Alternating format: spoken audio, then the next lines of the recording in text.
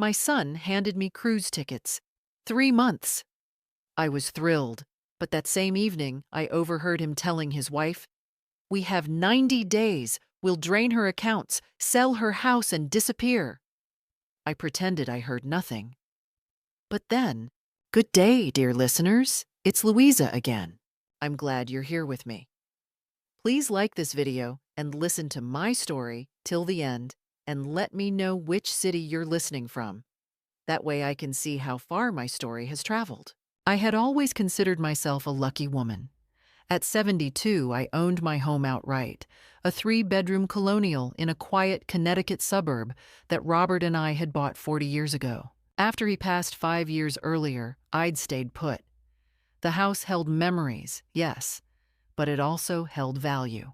Nearly $500,000 worth, according to the recent appraisal I'd gotten just for curiosity's sake.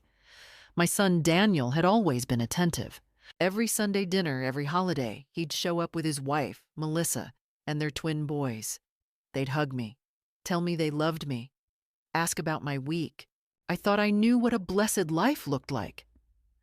That Tuesday evening in March, Daniel came by without calling first. Unusual, but not alarming. He had an envelope in his hand, and that broad smile I'd loved since he was a little boy. "Mom," he said, practically bouncing on his heels, "Melissa and I wanted to do something special for you." I opened the envelope. Inside were cruise tickets, a 3-month voyage through the Mediterranean, departing in 2 weeks. First-class accommodations, port excursions included. I felt my eyes water. 3 months? I whispered. "You've been talking about seeing Italy and Greece since Dad died," Daniel said, wrapping me in a hug. "Now you can. You deserve this, Mom." Melissa stood in the doorway, her smile perfectly pleasant, perfectly practiced. "We already cleared it with the cruise line," she added. "Everything's taken care of. All you have to do is pack." I should have questioned it then. Should have asked why now? Why so suddenly? Why so extravagant? But I was too overwhelmed, too touched by what I believed was genuine love.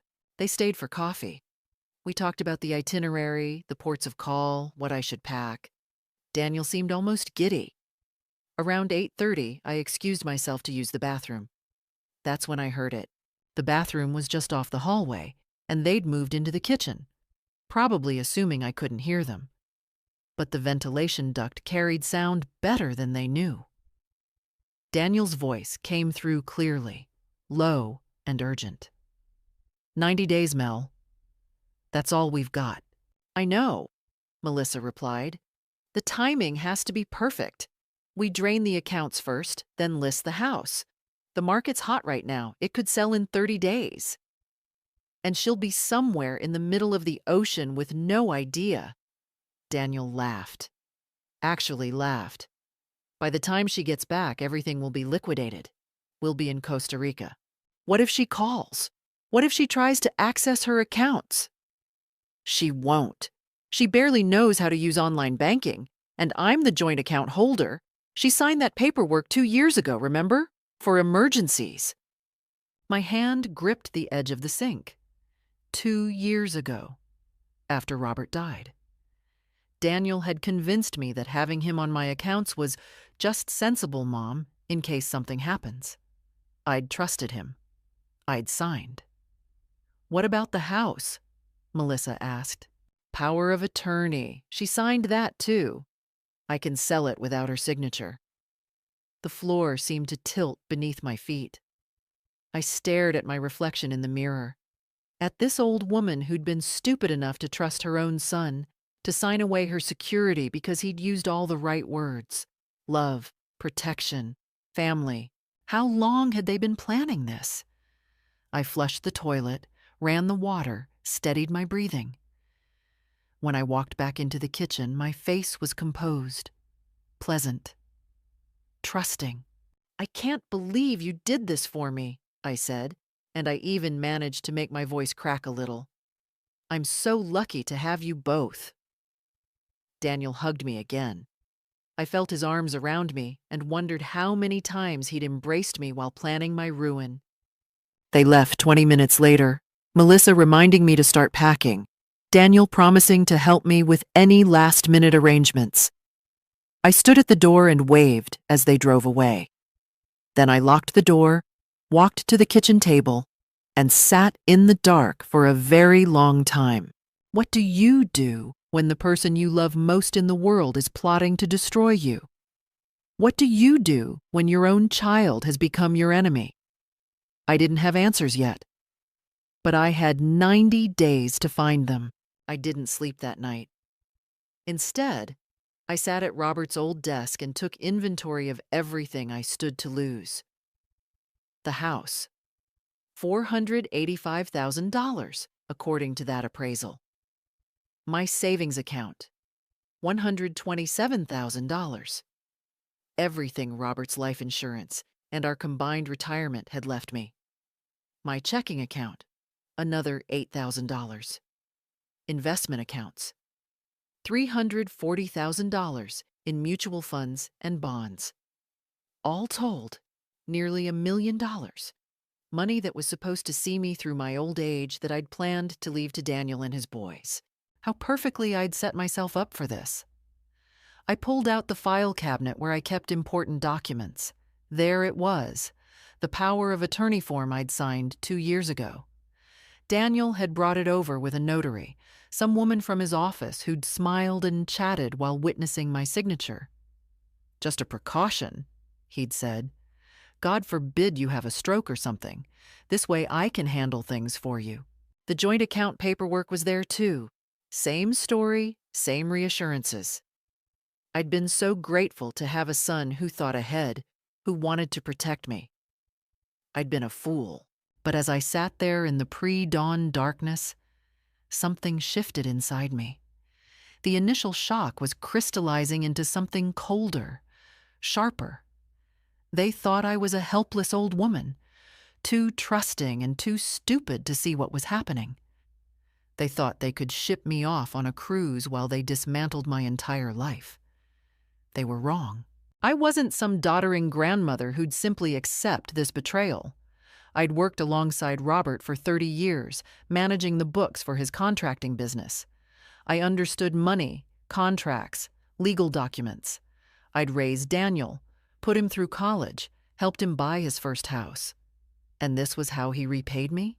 No, this wouldn't stand. By the time the sun rose, I had the beginnings of a plan. First, I needed to understand the exact scope of what they could do. I called my bank when it opened at 9, not Daniel's branch, but the main customer service line. "I have a question about joint accounts," I said to the representative. "If someone is listed as a joint holder, can they withdraw funds without my knowledge?" "Yes, ma'am. Joint account holders have equal access to all funds." "And can they close the account?" "Either party can close a joint account, yes." My stomach tightened, but I kept my voice steady. "What if I wanted to remove someone as a joint holder?" "You would both need to sign off on that, or you could close the existing account and open a new one in your name only." I thanked her and hung up. Then I called my investment broker, a man I'd known for 15 years. "Margaret," he said warmly, "what can I do for you?" "I need to understand something about my accounts. If someone has power of attorney for me, can they access my investments?" There was a pause. "Well, yes. A durable power of attorney would give them authority to manage your financial affairs, including investments. Is everything all right?" "Just making sure I understand my options," I said. "Hypothetically, could I revoke a power of attorney?" "Absolutely. You can revoke it at any time as long as you're mentally competent. You'd need to put it in writing and notify any institutions that have the POA on file." Mentally competent? I almost laughed. I was sharper now than I'd been in years. I spent the rest of that day making calls, asking questions, gathering information. I learned that I could revoke the power of attorney. I could remove Daniel from my bank accounts. I could change my will, but every action would alert him that I knew. And once he knew, what would he do? They had already proven they were willing to commit fraud, to steal from me. If I moved too obviously, too quickly, they might accelerate their plans. Or worse, I needed to be strategic. I needed to appear compliant, grateful, unsuspecting. While I systematically protected everything they wanted to take, that evening, Daniel called to check on me. "How's the packing going, Mom?" "Slowly," I said, forcing a laugh. "I'm not sure what to bring for 3 months. You'll figure it out." "Hey, I was thinking, maybe we should go to the bank together tomorrow, make sure you have enough cash for the trip, get some traveler's checks." Traveler's checks? How thoughtful. How convenient for him to get me to the bank, maybe encourage me to withdraw cash that he could claim I'd spent on the cruise. "That would be wonderful, honey," I said. "What time?" As I hung up, I looked at my reflection in the hallway mirror. The frightened woman from last night was gone. In her place was someone I barely recognized, someone capable of playing the long game. They wanted to hunt me? Fine. Let them think they were the predators. I met Daniel at the bank the next morning, playing my role perfectly. I wore my confusion like a comfortable cardigan, asking simple questions, nodding uncertainly, letting him guide me through every step. "You should probably withdraw a few thousand," he suggested, "just to have on hand during the cruise." "Oh, I don't think I need that much," I said. "Maybe 500? "Mom, it's 3 months. What if you want to buy things at ports? What if there's an emergency?" His voice had that patient, slightly condescending tone I'd once thought was protective. Now I heard it for what it was, manipulation. "You're right, honey. What would I do without you?" I withdrew 2,000 in cash. He watched the teller count it out with barely concealed satisfaction. What he didn't see was the mental note I made of the teller's name, the time, the transaction number. Evidence, if I ever needed it. After the bank, I told him I had a doctor's appointment, routine checkup before the trip. He offered to drive me, but I insisted I was fine. "You've done so much already," I said. Instead, I drove to the office of Patricia Chen, an attorney whose advertisement I'd found in the local paper. Her practice specialized in elder law and estate planning. "Mrs. Morrison," she said, shaking my hand, "what brings you in today?" I told her everything: the cruise tickets, the overheard conversation, the power of attorney, the joint accounts. She listened without interrupting, her expression growing grimmer. "This is financial exploitation," she said when I finished. "It's elder abuse, and it's criminal." "I don't want to press charges," I said quickly. "He's still my son. But I need to protect myself." Patricia nodded. "First, we revoke that power of attorney immediately. I'll draft the revocation document today. You'll need to sign it, and then we'll send certified copies to your bank, your investment broker, and anyone else who has the original POA on file." "Won't that alert him?" "Yes. But Mrs. Morrison, the alternative is letting him maintain legal access to your assets. Once you're on that ship, he could liquidate everything within days." She was right. I signed the revocation that afternoon. "Next," Patricia continued, "we remove him from your joint accounts. You'll close them and open new ones. I also recommend you change your will if he's currently a beneficiary. He is. He's my only child. You can still leave him something, but I'd suggest placing the bulk of your estate in a trust with specific conditions. That way, if anything happens to you, he can't simply inherit everything immediately." Over the next 3 days, I methodically dismantled Daniel's access to my life. New bank accounts, opened at a different bank entirely. Investment accounts transferred to a new broker. The trust established with Patricia's help. A new will. Leaving the house and half my assets to my grandson's education funds, accessible only when they turned 25, and the remainder to charity. Daniel would get exactly $1, I expected him to notice. I expected the banks to inform him when the joint accounts were closed, when the power of attorney was revoked. But I underestimated how carefully he'd been watching. 4 days before my scheduled departure, Daniel showed up at my house unannounced. It was just after 8 in the evening. I saw his car pull into the driveway and felt my pulse quicken. "Mom," he said when I opened the door. His smile was tight. "Can I come in?" We sat in the living room. He didn't waste time on pleasantries. "I got a weird letter from First National Bank today," he said. "Something about the joint account being closed. I figured it was a mistake, so I called them." I kept my face neutral. "Oh?" "They said you closed it. Opened a new account at a different bank." He leaned forward. "Mom, what's going on? Are you having memory problems? Did someone convince you to do this?" The concern in his voice was almost convincing.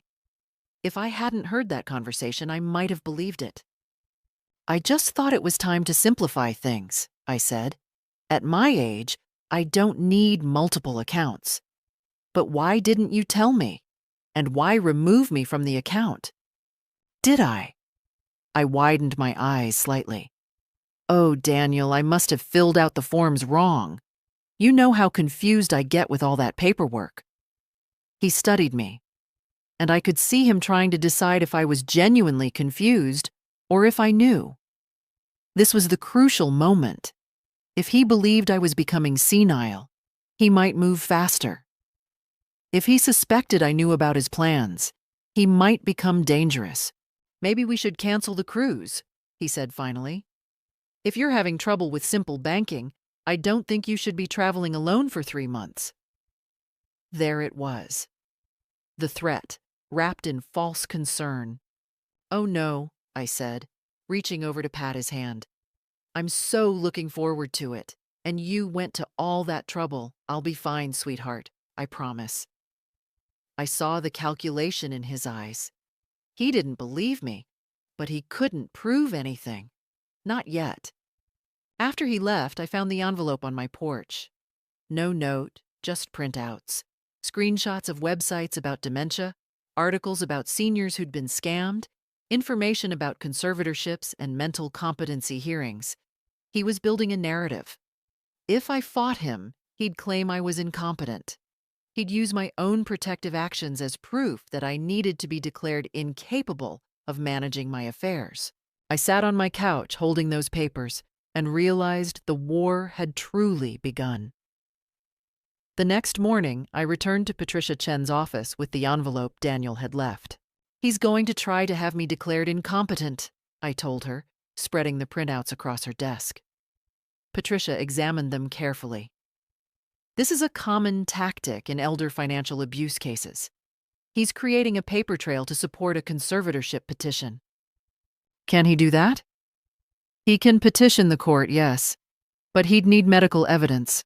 Doctors willing to testify that you lack capacity to manage your affairs. Have you had any cognitive testing recently?" "No." "Then let's get ahead of this. I'm referring you to Dr. Howard Berkowitz. He's a geriatric psychiatrist who specializes in competency evaluations. We'll get you tested now while you're clearly of sound mind. That report will be your shield if Daniel tries anything." I met with Dr. Berkowitz that same afternoon. For 3 hours, he put me through a battery of tests, memory exercises, problem-solving tasks, questions about current events, and basic living skills. At the end, he smiled. "Mrs. Morrison, your cognitive function is excellent.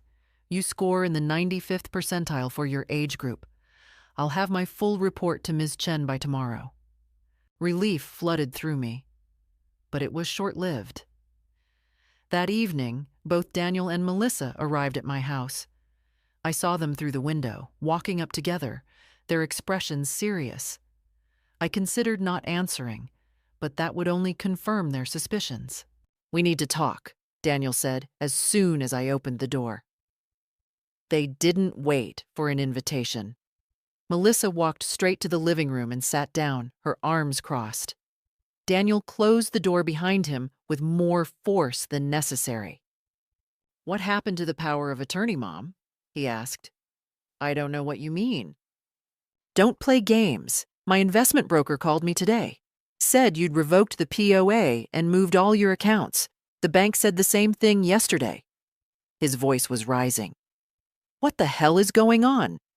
"Daniel, please don't yell." "I'm not yelling." He was definitely yelling. "I'm trying to understand why my own mother is cutting me out of her financial life after everything I've done for you." Melissa stood up. "We know what this is about," she said, her voice cold. "Someone's gotten to you. One of those scam artists who target seniors. They convince you your family is stealing from you, and then they steal everything themselves." It was almost impressive, the way she'd flipped it. "No one's gotten to me," I said quietly. "Then why?" Daniel demanded. "Why did you do this? And don't give me that simplified banking bullshit." This was it. The moment of truth. I could continue pretending, continue playing the confused old woman, or I could let them know I knew. I met my son's eyes. "I heard you," I said. "That night you gave me the cruise tickets. I heard what you said to Melissa in the kitchen."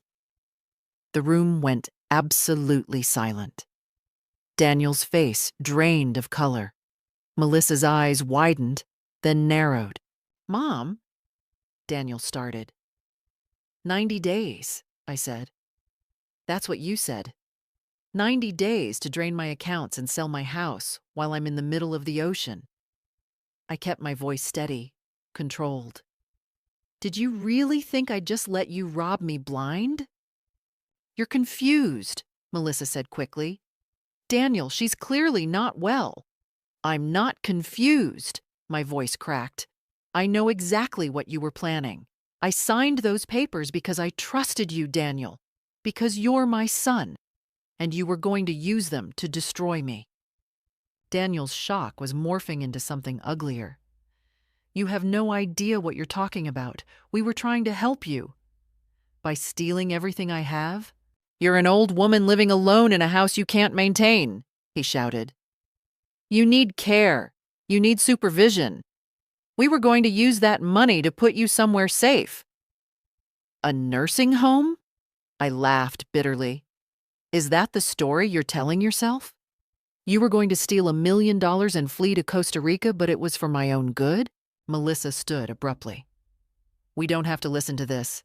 She's clearly paranoid, probably early-stage dementia.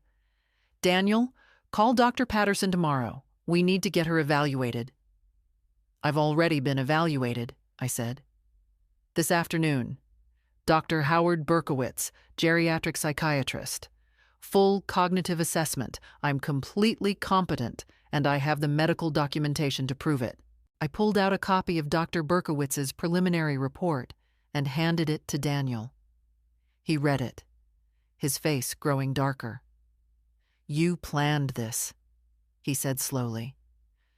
"You've been planning this whole thing. I protected myself. There's a difference." He threw the report on the coffee table. "Fine. You want to play it this way? The cruise is canceled. You're not going anywhere." "Those tickets are non-refundable," I said. "You told me so yourself."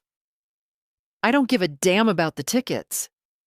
He was in my face now, close enough that I could smell the coffee on his breath. "You're not leaving, because if you do, I swear to God, Mom, you won't have a house to come back to."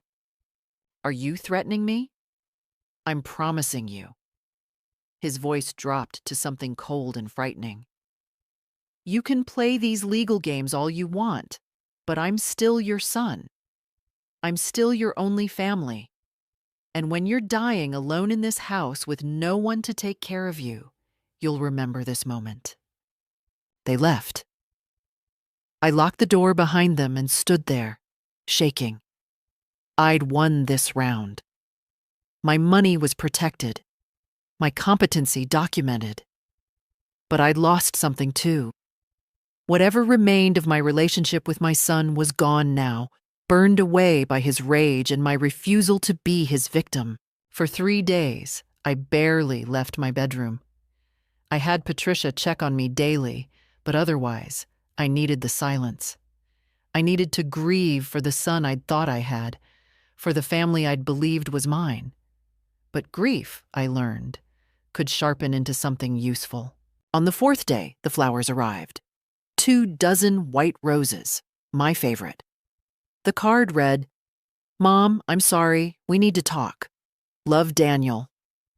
An hour later, my phone rang. I let it go to voicemail. Then it rang again, and again. Finally, I answered. "Mom."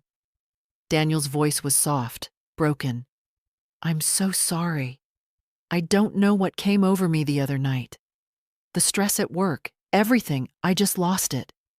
But threatening you? That was unforgivable. Please, can we talk?" I said nothing. "I know I hurt you," he continued, "and you have every right to protect yourself. I'm not asking you to change anything you've done. I just want my mother back. I miss you. The boys miss you." The boys. He was using my grandsons now. "They keep asking when they can see Grandma," he said. "They don't understand why you're not coming to Sunday dinner anymore." "I didn't realize Sunday dinner was still happening," I said carefully. "Of course it is. You're always welcome, Mom. Your family. That hasn't changed." Everything in his tone said reconciliation, said love, said family.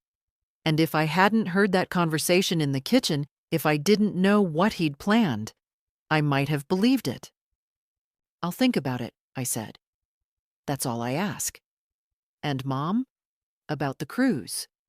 If you still want to go, go. I was just worried about you, but if you've been evaluated and you're healthy, then you should enjoy yourself.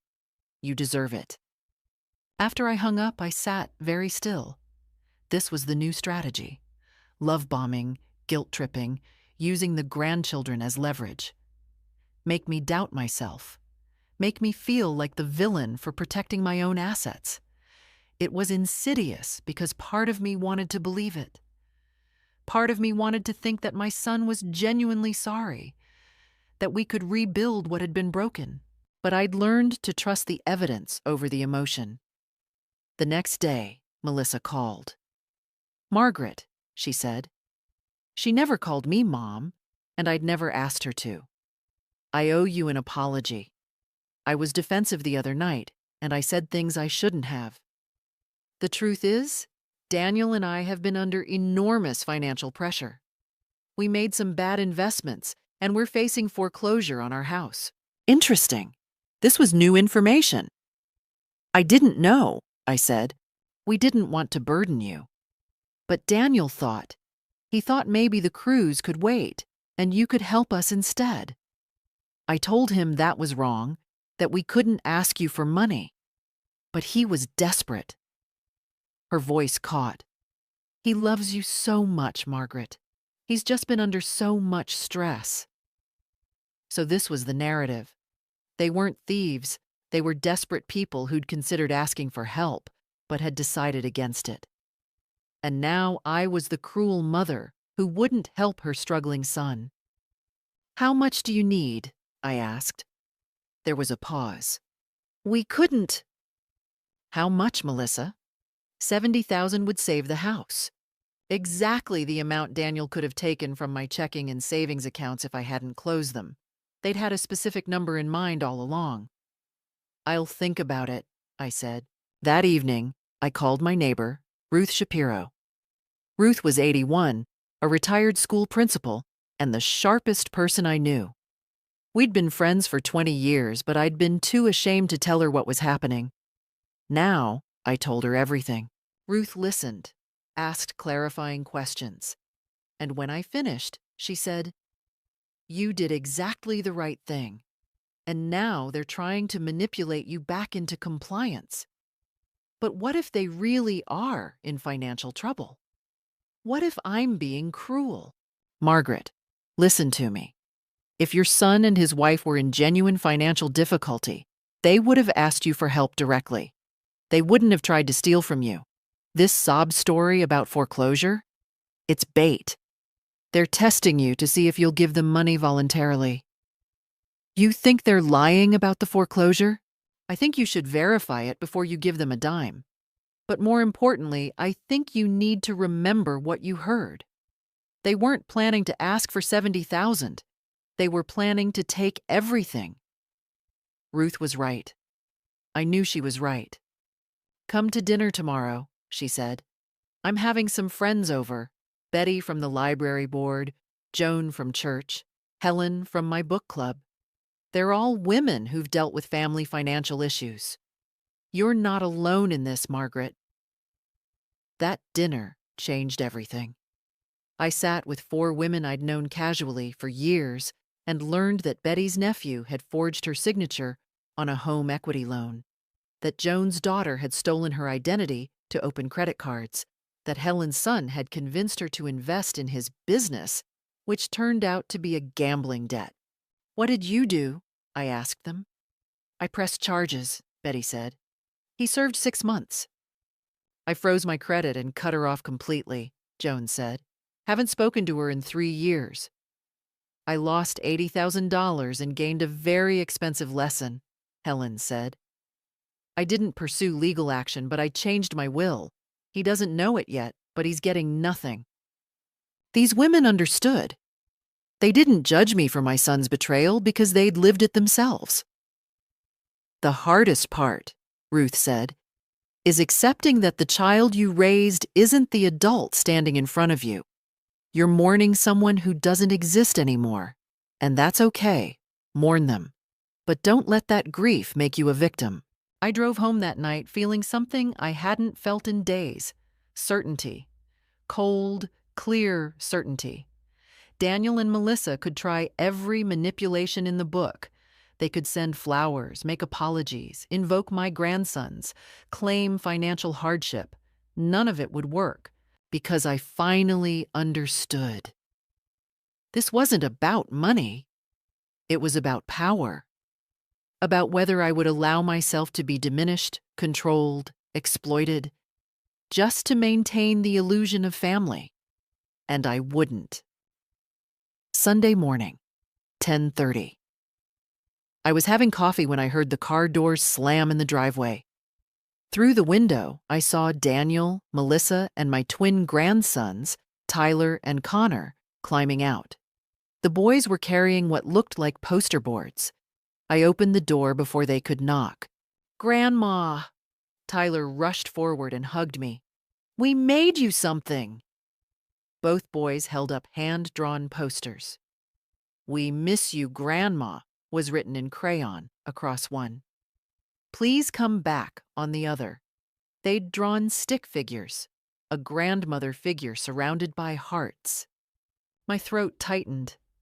They'd used my grandsons, actually brought them here as props in their manipulation.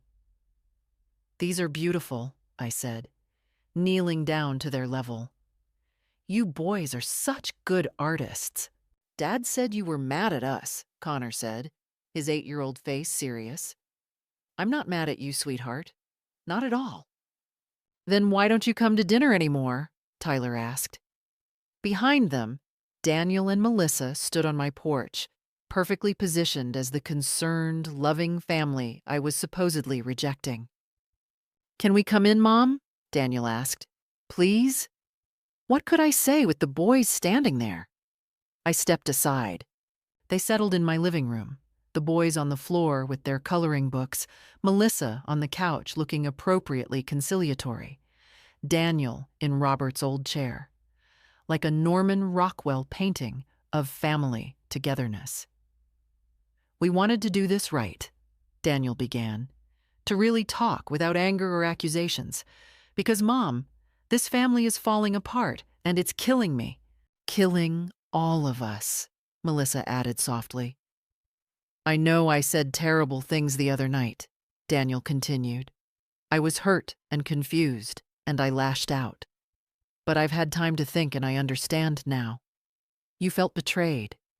You thought we were trying to take advantage of you." "Weren't you?" I asked quietly. No.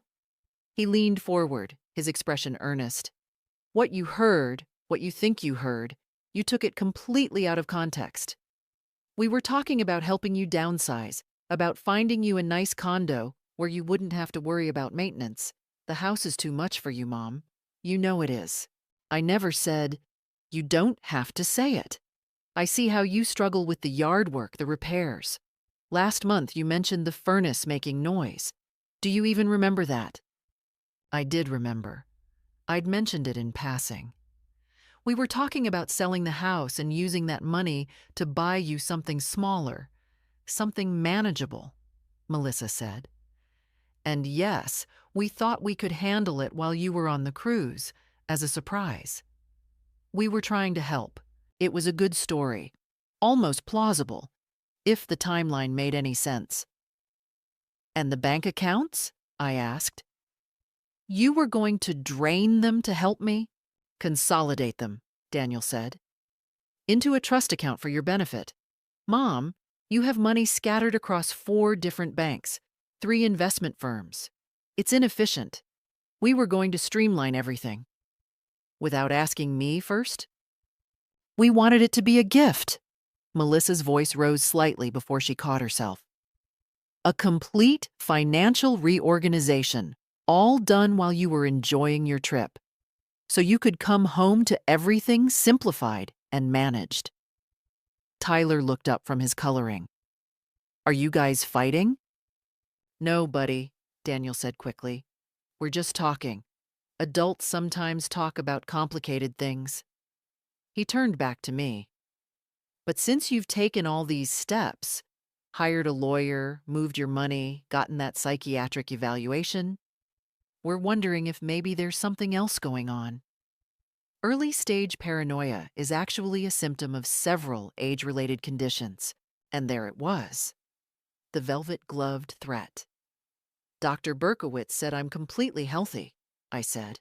One doctor's opinion, Melissa murmured. We'd just feel better if you got a second evaluation. Maybe someone who specializes in... In what? In telling you what you want to hear? Mom, please. Daniel's voice hardened slightly. We're trying to help you. We love you. But if you're going to be paranoid and accusatory, if you're going to shut us out completely, then we have to consider what's best for the boys. What does that mean? It means Tyler and Connor don't need to be exposed to this kind of hostility, Melissa said. If you're going to treat their father like a criminal... I heard what I heard. You heard a conversation you didn't understand. Daniel stood up abruptly. And instead of asking us about it, instead of trusting your own son, you went behind our backs and poisoned everything. I protected myself. From what? From people who love you. From the only family you have. He was pacing now, his voice rising. Do you know what you've done? You've made it impossible for us to help you. You've tied everything up with lawyers and new accounts and trusts. So when you fall and break your hip, when you have a stroke, when you can't remember your own name, what then? Who's going to take care of you? Daniel, calm down, Melissa said. But she was watching me, gauging my reaction. I won't calm down. She's going to end up alone, deteriorating in this house, and it'll be her own fault. He turned to me, and his eyes were cold. You think you've won something here? You think you're so smart, outsmarting your own son? Let me tell you what you've won, Mom. You've won isolation. You've won dying alone. Because we're done. The boys and I are done trying to help someone who doesn't want to be helped. He grabbed Tyler's hand. Come on, boys. Say goodbye to Grandma. But we just got here, Connor protested. Now, Daniel said. Melissa gathered their coloring books, moving slowly, deliberately. She looked at me with something like pity. This is such a shame, Margaret. I hope someday you'll realize we were only trying to love you. They left. The boys waved sadly from the car as they pulled away. I stood in my doorway, watching them disappear, and felt my hands shaking. The threat had been clear. Submit, or lose your grandchildren. Give us control or die alone. Part of me was terrified. They were right about one thing. I was alone. Daniel and those boys were my only family. But I walked back into my house, locked the door, and looked around at my living room, my home, my life, everything I'd worked for, everything Robert and I had built. And I realized I'd rather be alone and free than surrounded by people who wanted to rob me. The fear transformed, crystallized, became something diamond hard. They'd made their final offer. I'd made my choice. Now it was time to end this. I spent the next day preparing, every document organized, every piece of evidence cataloged. Patricia Chen had advised against this meeting, but I insisted. I needed to see it through to the end. I sent Daniel a text. "You're right. We need to talk properly. Come to dinner Thursday, 6 p.m. Just you and Melissa. We need adult conversation without the boys." He responded within minutes. "Thank you, Mom. We'll be there." On Thursday afternoon, I set the dining room table. 3 places. My good china. I made pot roast, Daniel's favorite. The house smelled like family dinner, like old times. I also called Patricia and asked her to be available by phone. Then I called Ruth and asked her to come over at 6:15, not to join us, but to be present in case things went wrong. At exactly 6 o'clock, Daniel and Melissa arrived. They carried a bottle of wine and a bouquet of flowers. Their smiles were warm but cautious. "Mom," Daniel said, hugging me, "thank you for this." We made small talk through dinner. The pot roast, the weather, the boys' soccer season. It was almost normal. Almost like we were a real family having a real conversation. When we finished eating, I cleared the plates and brought out coffee. Then I sat down and placed a manila folder on the table between us. "What's that?" Melissa asked. "Evidence," I said calmly. Daniel's expression flickered. "Evidence of what?" I opened the folder. Inside were bank statements, property records, and printouts of text messages. I had Patricia, my attorney, do some research after you mentioned the foreclosure. Turns out there's no foreclosure on your house. Your mortgage is current. You're not in financial difficulty at all. Melissa's face paled. "How did you—" "Public records," I said. "But that made me curious. If you weren't desperate for money, why claim you were?" So I kept digging. I pulled out another document. This is a purchase agreement for a property in Costa Rica, a beachfront villa, to be exact, dated 3 months ago.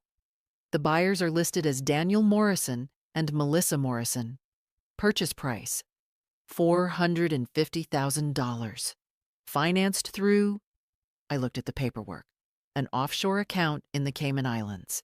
Daniel said nothing. His jaw was clenched so tight I could see the muscle jumping. "That's interesting, because 3 months ago, you still had access to my accounts," I continued. "And according to my bank, there was an attempted wire transfer from my investment account to that same Cayman account. $75,000. It was flagged as suspicious and blocked." "You can't prove," Melissa started. "Actually, I can." I pulled out more papers. "The wire transfer request has your electronic signature on it, Daniel, not mine. The bank's fraud department has confirmed it. They're currently investigating it as attempted identity theft." The silence that followed was absolute.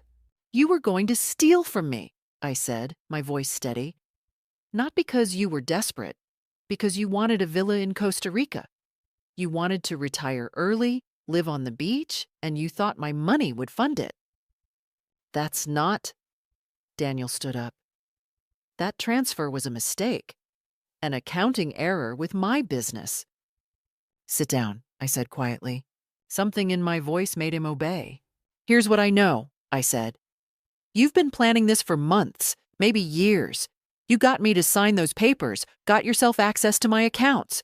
You bought cruise tickets, non-refundable, expensive cruise tickets, because you needed me gone for 3 months, long enough to liquidate everything and disappear before I could stop you." "That's insane," Melissa said, but her voice was shaking. "Is it? Because I also found this." I pulled out printed emails. Correspondence between Daniel and a real estate agent about listing my house. You were already in contact with an agent. Had my house appraised. Discussed pricing strategy. All while pretending you were just worried about me living alone. Daniel's face had gone from red to white. You had no right to access my emails. Your business email, I corrected, which you accessed from my computer 3 months ago and forgot to log out of. Everything was still there. Melissa stood abruptly. We don't have to listen to this. Daniel, let's go. Sit down, Melissa, I said, because we haven't gotten to the best part. I pulled out the final document, a recording device which I placed on the table. This is the recording from that night. The night you gave me the cruise tickets. The conversation I overheard in my kitchen. I pressed play. Their voices filled the room, tinny but clear. 90 days, Mel. That's all we've got. Drain the accounts first, then list the house. She'll be somewhere in the middle of the ocean with no idea. I watched the color drain from both their faces as they listened to their own words condemning them. When it ended, I turned off the device. So here's what's going to happen, I said. You're going to leave my house and never contact me again. You're going to abandon whatever plans you had for that Costa Rican villa. And you're going to pray that I don't take this recording and these documents to the police. You wouldn't, Daniel whispered. Wouldn't I?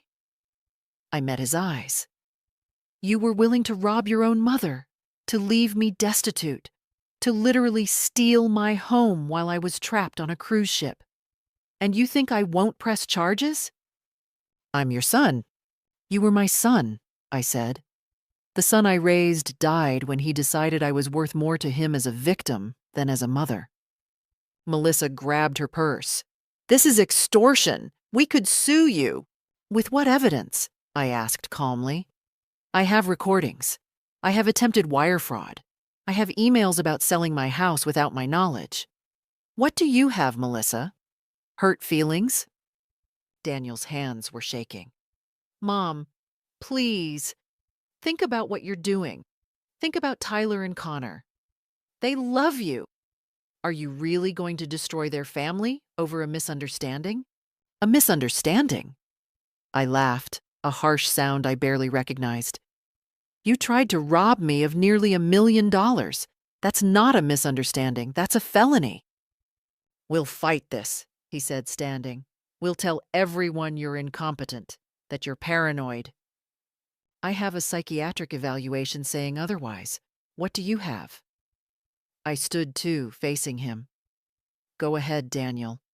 Tell people. Tell them your elderly mother accused you of trying to steal from her. Let's see how that plays.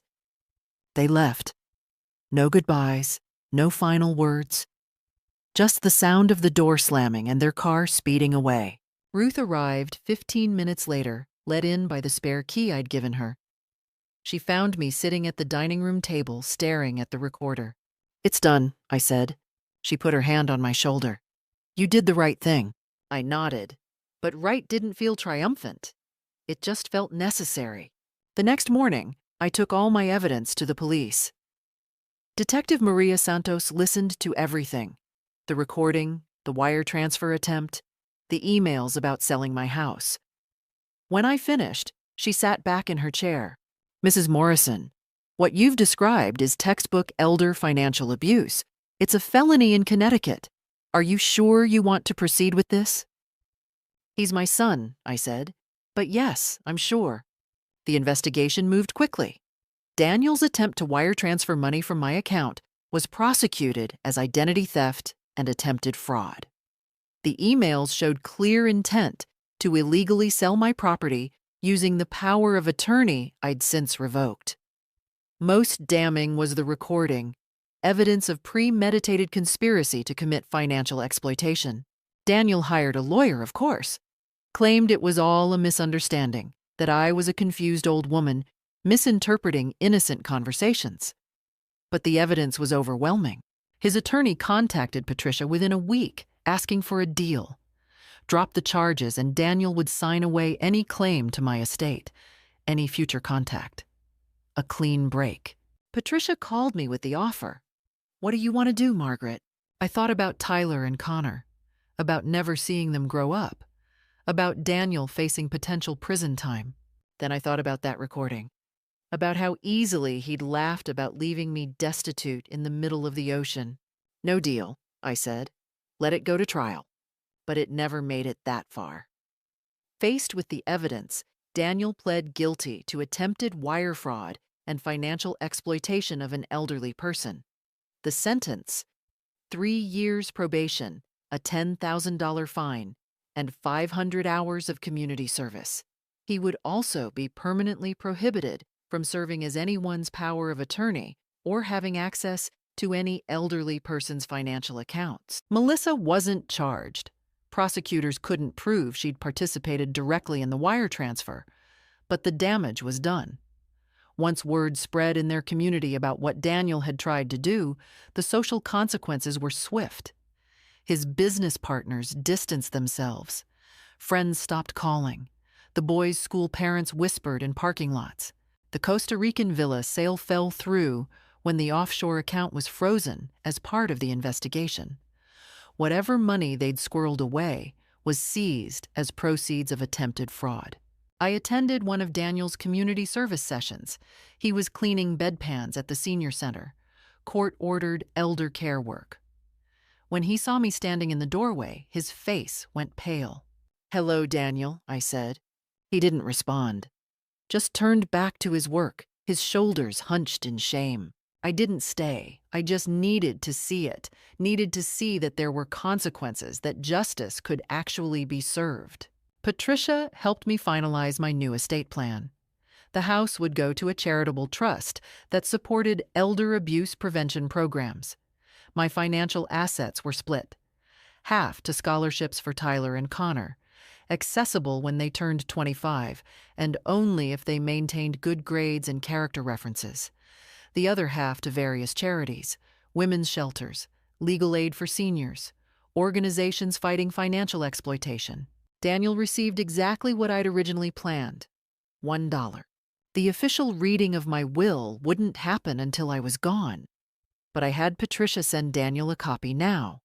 I wanted him to know, wanted him to understand that his inheritance, everything he'd schemed and planned for, was gone.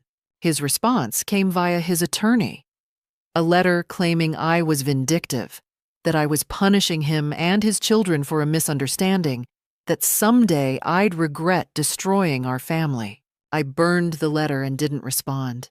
The cruise tickets were indeed non-refundable, but I contacted the cruise line and explained the situation. They were surprisingly understanding.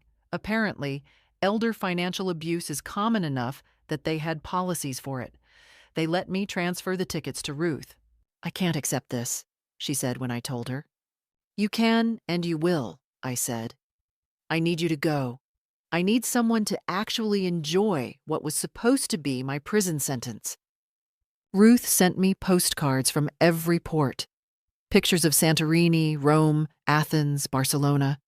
Each one signed, "Wish you were here, but glad you're not their victim. Love, Ruth."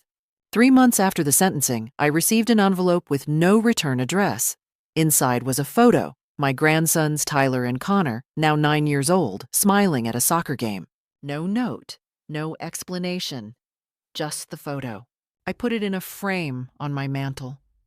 Because, despite everything, they were still my grandsons, and the trust fund I'd set up for their education would ensure that what their father had tried to do wouldn't define their futures. I'd won, completely, utterly, without compromise.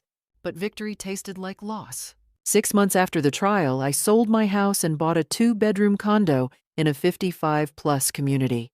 It had security, organized activities, and most importantly, no painful memories. Ruth became my closest friend. We took classes together: watercolor painting, Italian cooking, chair yoga. We traveled to Vermont in fall, Charleston in spring. Nothing extravagant, but everything meaningful. I volunteered at the senior center 3 days a week, teaching elderly people to recognize financial exploitation. "My own son tried to rob me," I'd tell them. Don't make my mistake. Protect yourselves. The center named a conference room after me, the Margaret Morrison Financial Literacy Center. The plaque read, "Family is not an excuse for exploitation." I joined a book club, made genuine friends, attended concerts and museums. I lived. And Daniel? His business partnership dissolved when partners discovered his criminal record. He lost every major client within a month. Background checks killed his consulting career. Fraud convictions are public record, permanently searchable. Melissa left him 9 months after the trial, taking the boys to her parents' house in Rhode Island. She told everyone she couldn't stay married to someone who'd rob his own mother. Daniel moved into a 1-bedroom apartment, working hourly at a hardware store. Child support and alimony consumed most of his paycheck. The boys were thriving despite everything. Their education trust fund, $200,000 each at age 25, would protect them from their father's mistakes. When Daniel petitioned to seal his record, I wrote a victim impact statement. He has shown no genuine remorse, only regret at being caught. Justice demands he face full consequences. The petition was denied. I slept soundly that night in my safe condo, surrounded by friends who chose me and protected me. I'd won more than a legal battle. I'd won my life back. They say blood is thicker than water, but I learned that trust is more valuable than blood, and self-respect is more important than family ties. My son taught me the hardest lesson of my life, that love without boundaries is an invitation to exploitation, that forgiveness without consequences is permission to repeat the harm. I don't regret my choices. I protected myself when no one else would. I chose survival over sentiment, and I lived to tell the story.